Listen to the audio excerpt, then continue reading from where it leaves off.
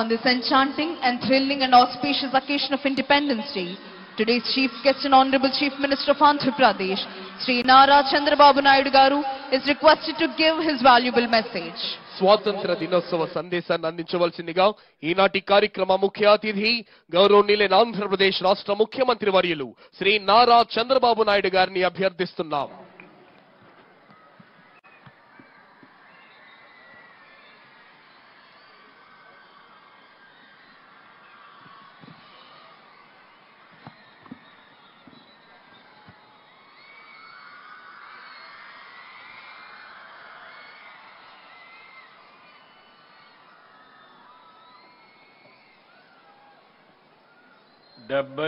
వ స్వాతంత్ర దినోత్సవ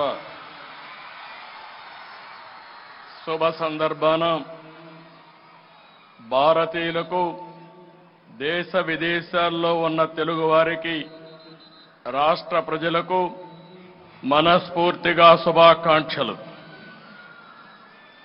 ఆసేతు హిమాచలం అత్యంత ఘనంగా స్వాతంత్ర దినోత్సవ వేడుకలు జరుపుకుంటున్న వేళ భారతదేశానికి స్వేచ్ఛా స్వాతంత్రాలు అందించిన జాతి పిత మహాత్మా గాంధీ, రాజ్యాంగ నిర్మాత డాక్టర్ బిఆర్ అంబేద్కర్, త్రివర్ణ పతాక రూపకర్త మన తెలుగు బిడ్డ పింగళ వెంకయ్య లాంటి మహనీయుల్ని, స్వాతంత్ర సమర యోధుల త్యాగాలను స్మరించుకుంటూ వారికి ముందుగా ఘన నివాళులర్పిద్దాం.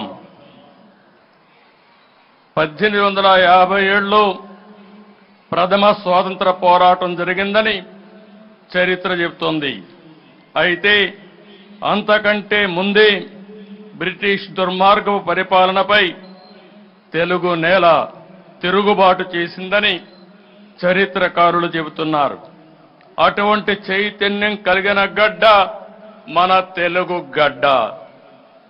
దేశంలోని తెలుగువారంతా ఒకే రాష్ట్రంగా కలిసి ఉండాలని కలలుగన్నాం. 1946లోనే విశాలాంధ్ర ఉద్యమం కోసం పోరాడాం. అమరజీవి పొట్టి శ్రీరాములు ప్రాణత్యాగంతో కర్నూలు రాజధానిగా 1953 అక్టోబర్ 1వ తేదీన ఆంధ్ర రాష్ట్రం ఏర్పడింది. ఆ తర్వాత 1956 నవంబర్ 1వ తేదీన హైదరాబాద్ రాజధానిగా మొదటి భాషా ప్రయుక్త రాష్ట్రంగా ఆంధ్రప్రదేశ్ ఏర్పాటు చేశారు. అనంతర పరిణామాలతో 2014లో రాష్ట్ర విభజనతో తెలుగు ప్రజలు 2 రాష్ట్రాలు ఏర్పడ్డాయి. ఇలా 60 ఏళ్లలో జరిగిన పరిణామాలతో ప్రతిసారి సవాళ్లతో రాష్ట్రం ప్రయాణం సాగింది.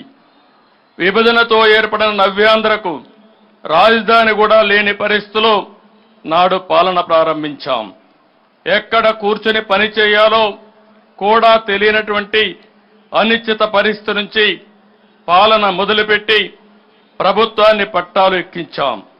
మాకున్న అనుభవం, ప్రజల సహకారం, కష్టపడే తత్వంతో కొద్ది కాలంలోనూ నిలదొక్కున్నాం.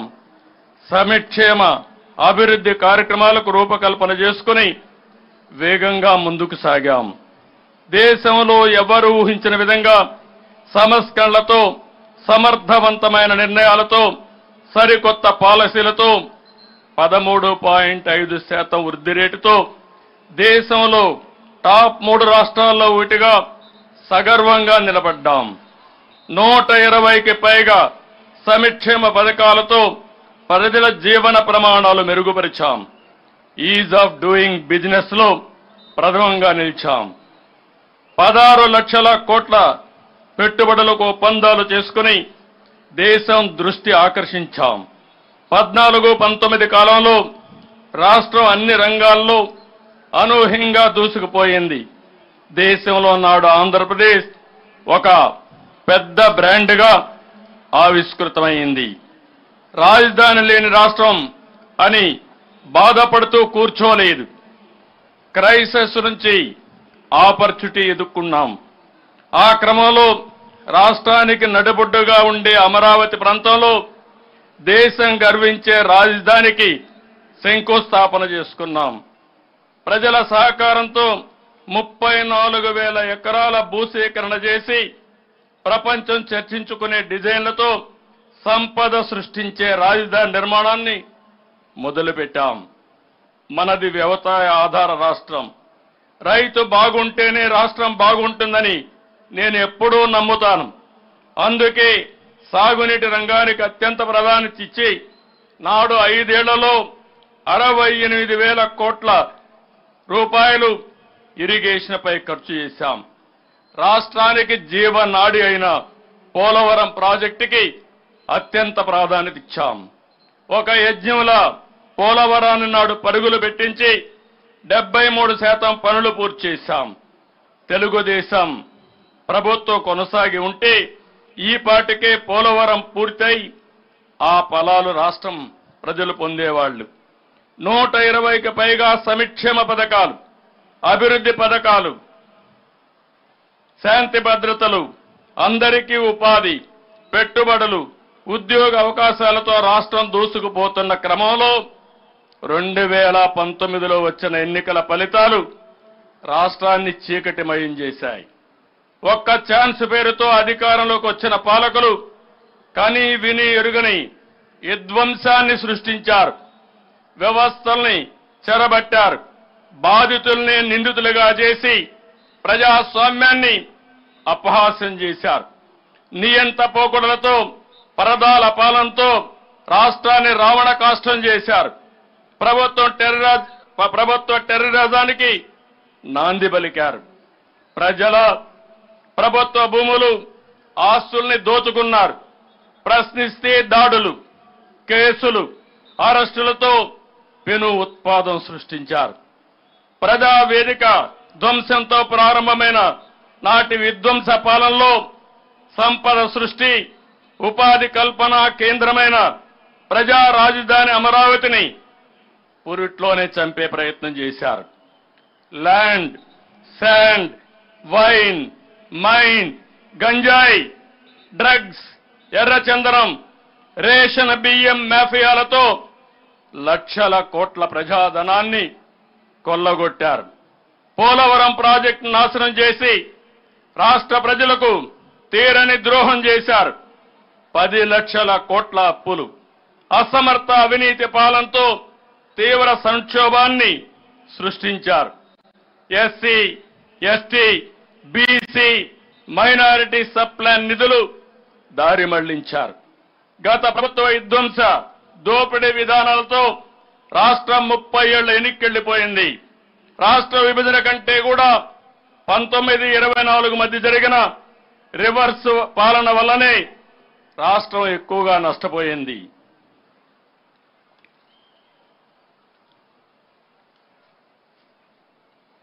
గత ప్రభుత్వ అసమర్థ విధానాలతో రాష్ట్రం అప్పులు 9,74,000 కోట్లకు చేరుకున్నాయి. తలసరి అప్పు 74,790 రూపాయల నుంచి 1,44,336 రూపాయలకు పెరిగింది. తలసరి ఆదాయం 13.2% నుండి 9.5% తగ్గింది. అంటే గత ప్రభుత్వం తీరుతో ప్రజల తలసరి ఆదాయం తగ్గింది. మరోవైపు ద్రవ్యోల్బణం పెరిగింది. దీన్ని బట్టి పేదవారికి ఉపయోగపడే కార్యక్రమాలేవి గత ప్రభుత్వం చేయలేదని స్పష్టమవుతుంది. స్టేట్ డెవలప్మెంట్ కార్పొరేషన్ పేరుతో రైతు బజార్లు, కలెక్టర్ కార్యాలయాలు తదితర ప్రభుత్వ ఆస్తులు తాకట్టు పెట్టి అప్పులు తెచ్చారు. మద్యం అమ్మకాలపై భవిష్యత్తులో వచ్చే ఆదాయాన్ని సైతం తాకట్టు పెట్టి అప్పులు తెచ్చారు. 5 ఏళ్ల చీకటి పాలనతో విసిగిపోయిన ప్రజల్లో చైతన్యం వెల్లువెత్తింది. 2024 సాధారణ ఎన్నికల్లో నిశ్శబ్ద విప్లవంతో అసాధారణ విజయంతో కూటమికి పట్టం కట్టారు. గతంలో ఎప్పుడూ లేని విధంగా 93% స్ట్రైక్ రేటుతో 57% ఓట్ షేర్తో టీడీపీ జనసేన బీజేపీ ప్రభుత్వం ఏర్పాటైంది. తద్వారా అహంకార విధ్వంస ప్రజాకంటక ప్రభుత్వాన్ని ప్రజలు భూస్థాపితం చేశారు. ప్రధాని మోడీ గారు, నేను మిత్రులు పవన్ కళ్యాణ్ గారు ఇచ్చిన ప్రజలు గెలవాలి, రాష్ట్రం నిలవాలి అనే మా ఎన్నికల నినాదాన్ని అర్థం చేసుకున్న ప్రజలు ఒక అద్భుతమైన విజయాన్ని అందించారు.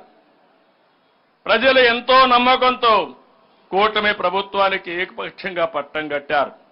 కొత్త ప్రభుత్వంపై ఎన్నో ఆశలు పెట్టుకున్నారు. వాటిని నెరవేర్చేందుకు ప్రభుత్వం దృఢ సంకల్పంతో ఉందని మేము తెలియజేస్తున్నాం. గత 5 ఏళ్లు ప్రజలు ఏ స్వేచ్ఛా స్వాతంత్రాలు కోల్పోయి క్షోభను అనుభవించారో ప్రజలకు ఆ స్వేచ్ఛను తిరిగి అందించేందుకు కట్టుబడి ఉంటామని ఈ స్వాతంత్ర దినోత్సవ వేడుకల సాక్షిగా ప్రకటిస్తున్నాను. ఒక రకంగా చెప్పాలంటే ఆంధ్రప్రదేశ్ రాష్ట్ర ప్రజలకు మళ్లీ 5 ఏళ్ల తర్వాత స్వాతంత్రం లభించింది. అందుకే ఎన్నికల తర్వాత ప్రజల్లో అశాంతి పోయి ప్రశాంతంగా ఉన్నారు. ప్రజలకు ఉపయోగపడే విధానాలు రూపొందించి సంస్కరణలు మానవీయ కోణంతో జోడించి పాలన అందించడమే సుపరిపాలన. అలాంటి సుపరిపాలనకు తొలి రోజు నుంచే నాంది పలికింది మన కూటమి ప్రభుత్వం. సంక్షేమం, అభివృద్ధి 2 కళ్లుగా పాలనకు శ్రీకారం చుట్టాం. 100 రోజుల ప్రణాళిక టార్గెట్ గా అన్ని శాఖల్లో సమీక్షలు చేస్తున్నాం. గత ప్రభుత్వం నిర్వీర్యం చేసిన వ్యవస్థల్ని యాక్టివేట్ చేస్తున్నాం.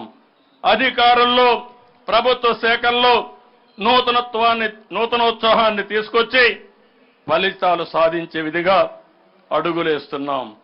గత 5 ఏళ్లలో దెబ్బతిన్న ఆంధ్రప్రదేశ్ బ్రాండ్ ని తిరిగి పొందేందుకు ఒక రెవల్యూషనరీ చర్యలు తీసుకుంటున్నాం. సింపుల్ గవర్నమెంట్, ఎఫెక్టివ్ గవర్నెన్స్ తో హంగు ఆర్భాటాలకు దూరంగా ప్రజలకు దగ్గరగా పాలన అందిస్తున్నాం.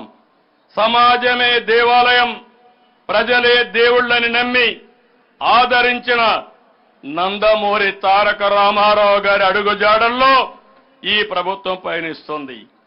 అధికారం అంటే ప్రజలకు సేవ చేయడం, పేదల జీవితాలు మార్చాలని బాధ్యతలు చేపట్టిన తొలి రోజే 5 కీలక అంశాలపై సంతకాలు చేసి మాట నిలబెట్టుకున్నాం.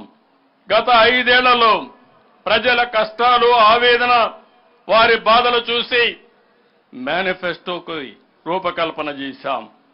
నాడు నేడు అని మాయ మాటలు చెప్పి గత ప్రభుత్వం విద్యా రంగాన్ని తీవ్ర అగాధంలోకి నెట్టేసింది.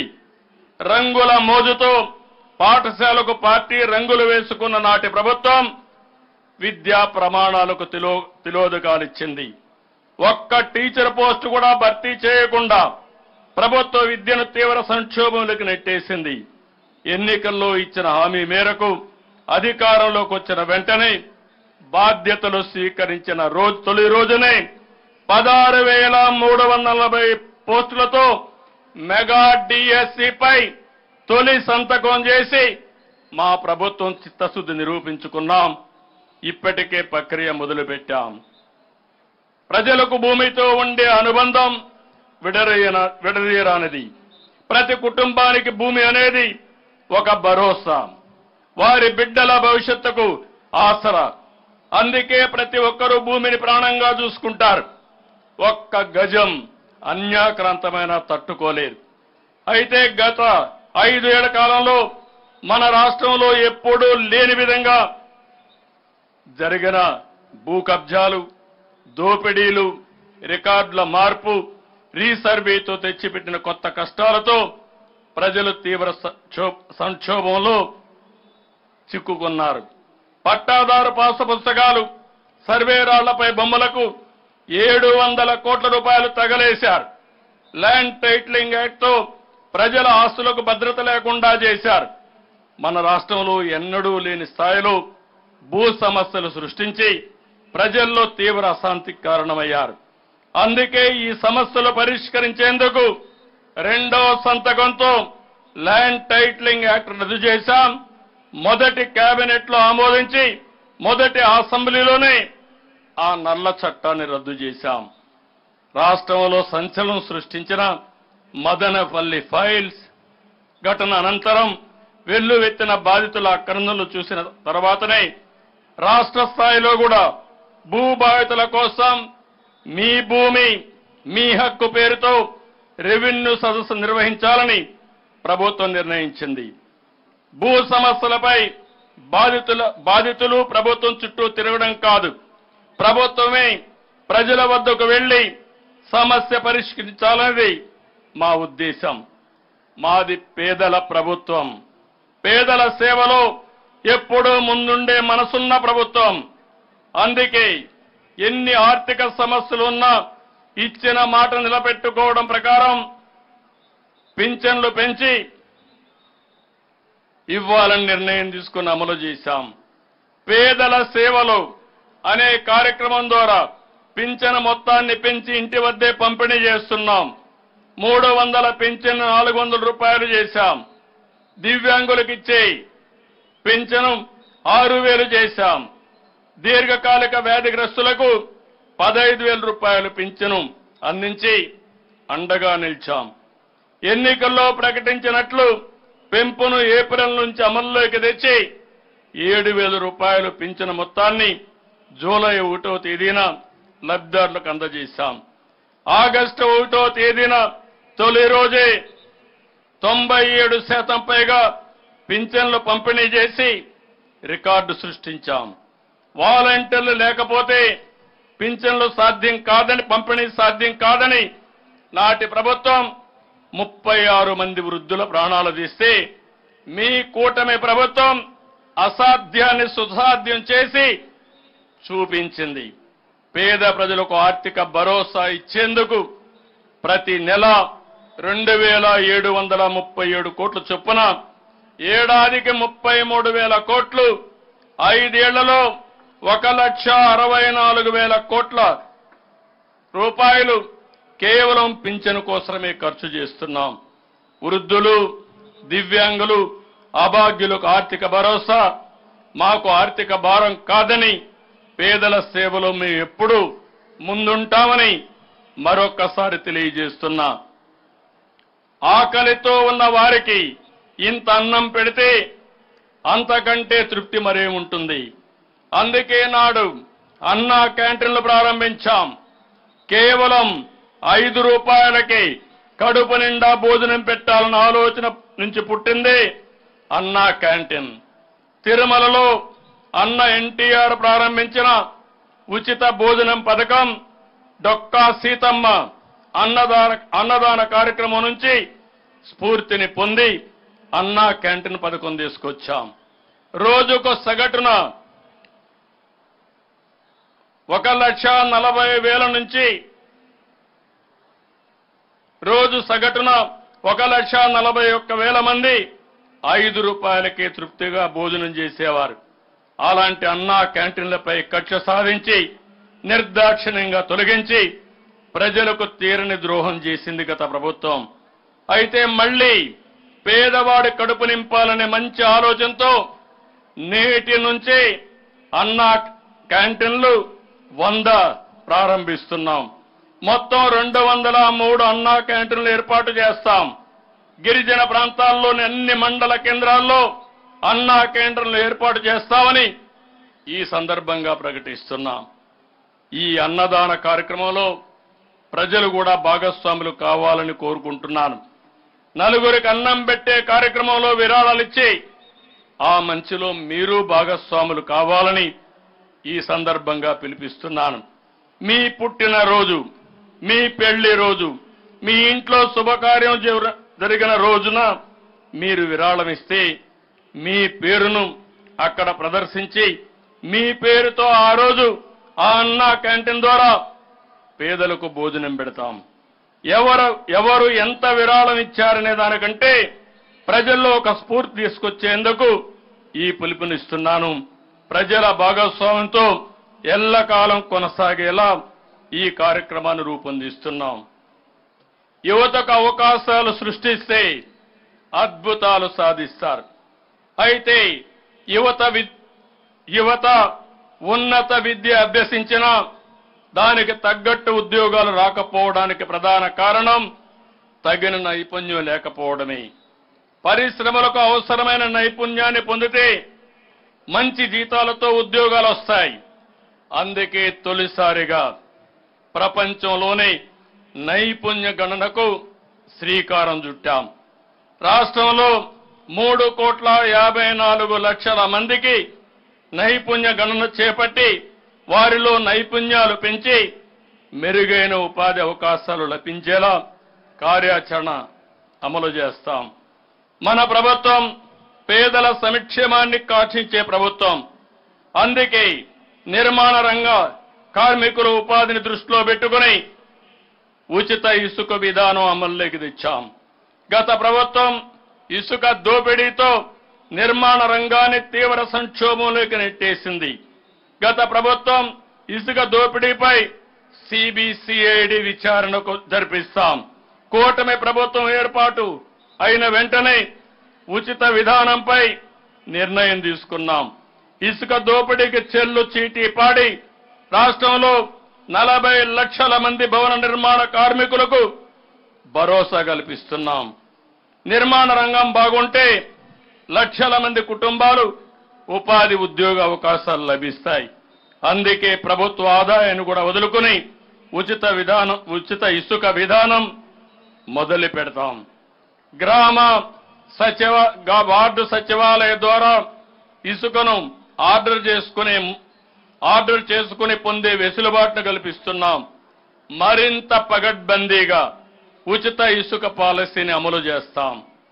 ప్రభుత్వ ఉద్యోగాలంటే ప్రభుత్వంలో భాగస్వాములు. ప్రభుత్వం ఏ కార్యక్రమం చేపట్టినా దాన్ని విజయవంతంగా అమలు చేసి ప్రజలకు మంచి చేసేది ఉద్యోగులు, అధికారులే.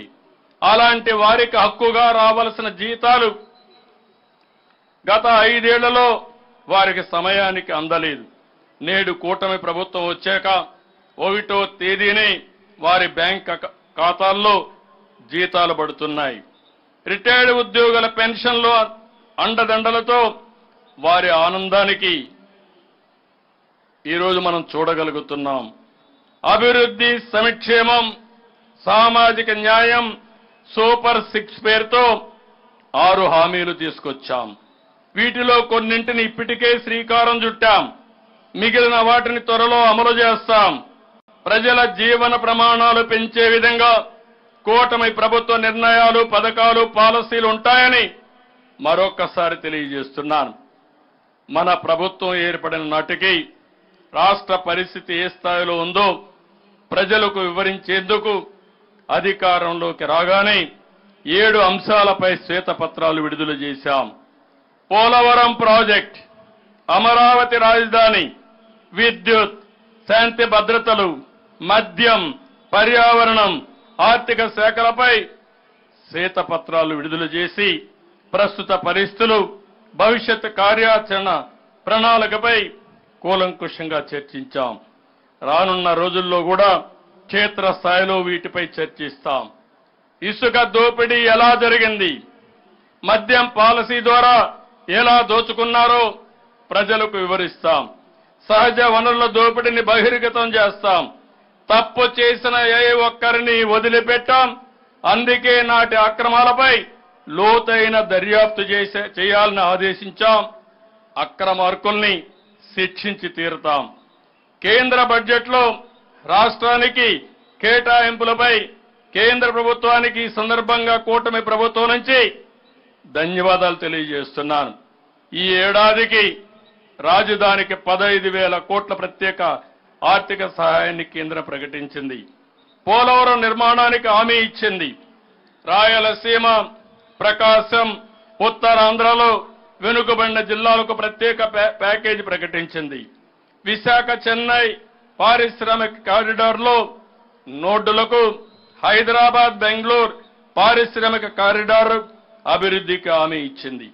ఏపీలో 2024-25 ఆర్థిక సంవత్సరానికి ఉపాధి హామీ పని దినాలు 15 కోట్ల నుండి 22 కోట్లకు పెంచాలని ఇచ్చిన ప్రతిపాదనపై కేంద్రం ఆమోదించింది. ఈ నిర్ణయంతో 53 లక్షల కుటుంబాలకు లబ్ధి జరుగుతుంది. రైల్వే బడ్జెట్లో ఏపీకి 9,151 కోట్లు కేటాయించారు. విభజన చట్టంలో ఉన్న అంశాలపై కేంద్ర ప్రభుత్వంతో తెలంగాణ రాష్ట్రంతో చర్చించి ముందుకు వెళ్తున్నాం. ప్రపంచంలో భారతదేశాన్ని సూపర్ పవర్ చేయడానికి కేంద్రం వికసిత్ భారత్ 2024 విజన్ ని రూపకల్పన చేస్తుంది. ఈ వికసిత్ భారత్ ప్రయాణంలో భాగస్వామి కావడానికి ఆంధ్రప్రదేశ్ అన్ని విధాలా సిద్ధంగా ఉందని ఈ సందర్భంగా నేను తెలియజేస్తున్నాను. విజన్ 2047లో రూపకల్పనకు రాష్ట్ర ప్రభుత్వం అత్యంత ప్రాధాన్యత ఇస్తుంది. అందరి అభిప్రాయాలు తీసుకుని అక్టోబర్ 2వ తారీఖున గాంధీ జయంతి సందర్భంగా స్వర్ణాంధ్రప్రదేశ్ విజన్ 2047ను రూపకల్పన విడుదల చేయబోతున్నాం. పబ్లిక్ పాలసీలని బలంగా విశ్వసించే వ్యక్తిని నేను. ఒక పాలసీ ప్రజల జీవితాల్ని, రాష్ట్ర ప్రగతిని మారుస్తుంది అని నేను గట్టిగా నమ్ముతాను. దేశంలో వచ్చిన 1991 ఆర్థిక సంస్కరణల తర్వాత దేశం గమనం మారిపోయింది. వాటిని అందిపుచ్చుకుని ఉమ్మడి ఆంధ్రప్రదేశ్లో తీసుకున్న నిర్ణయాలు, అమలు చేసిన పాలసీలు అద్భుత ఫలితాలు ఇచ్చాయి. సైబరాబాద్ నిర్మాణంలో నాలెడ్జ్ ఎకానమీతో సంపద సృష్టించాం. నాడు హైదరాబాద్లో ముందు చూపుతో మొదలుపెట్టిన ప్రాజెక్టులను తర్వాత ప్రభుత్వాలు కొనసాగించాయి. దీంతో విజన్ 2020 అనేది ముందుగానే పూర్తి స్థాయి ఫలితాలు ఇచ్చింది. నేడు తెలంగాణ రాష్ట్రం దేశంలో అధికంగా తలసరి ఆదాయం పొందుతుంది. అంటే దానికి కారణం ఉమ్మడి రాష్ట్రంలో మేము తెచ్చిన పాలసీలేనని సగర్వంగా చెబుతున్నాను. ప్రపంచంతో